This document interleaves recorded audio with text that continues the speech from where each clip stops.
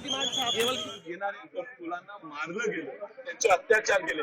आज एक मुलगी बिचारी आपल्या आयुष्याची झगडत आहे. ह्या परिस्थितीत पक्ष म्हणून, एक जबाबदार पक्ष म्हणून राहुल गांधींनी आज प्रधानमंत्री मोदींकडे जाऊन त्यांना प्रश्न विचारण्याचा प्रयत्न केला. आज लोकसभेत प्रश्न विचारण्याचा प्रयत्न केला.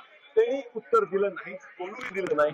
आज त्यांच्या पुढे चर्चेला आम्ही त्या ठिकाणी उपस्थित राहिल्यावर सुद्धा त्यांनी मंत्रीला पाठवलं आणि मंत्री गेल्यावर मंत्र्यांनी काय मागणी आहे की तुम्ही चर्चा लोकसभेत घडवा. काय मागणी आहे की प्रधानांनी राजीनामा द्यावा. का ते स्वीकारत नाही, जबाबदारी का घेत नाही. आणि म्हणून या ठिकाणी आम्हाला सगळ्यांना काही खासदारांना प्रियांकाजींना तिथं आणलं गेलं.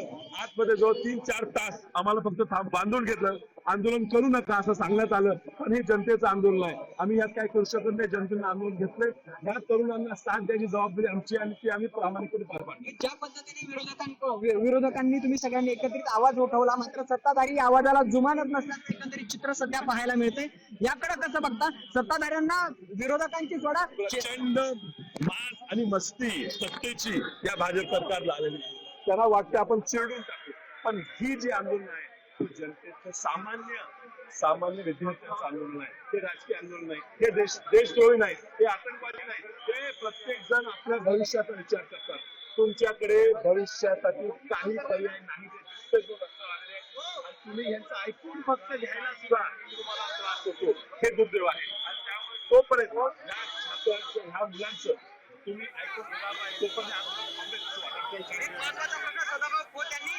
जे जंतर मंतरवरती आंदोलन करतायत, कॉंग्रेस जनता पार्टीचे आंदोलन त्यांना आतंकवादी अशी उपमा दिलेली.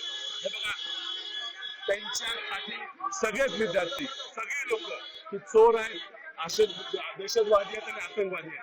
ही परिस्थिती अशीच ते बोलत राहिले तर पुढच्या निवडणुकीत हीच लोक त्यांना सत्तेबाहेर करायला मागणी विचारतात. नक्कीच जी लोक ज्या पद्धतीने सदाभाऊ खोत यांच्याकडून वक्तव्य करण्यात आलं, अशाच पद्धतीने जर वक्तव्य करत राहिले तर हीच लोक सत्तेबाहेर करायला पुढे पाहणार नाहीत. अशा पद्धतीने आता विशाल पाटील यांनी व्यक्त केल्याचं पाहायला मिळालं. Cameraperson Rajiv Gautam, Bharat Mohol, Saam TV news. Nandurbar police. Modi सरकार इस्तीफा.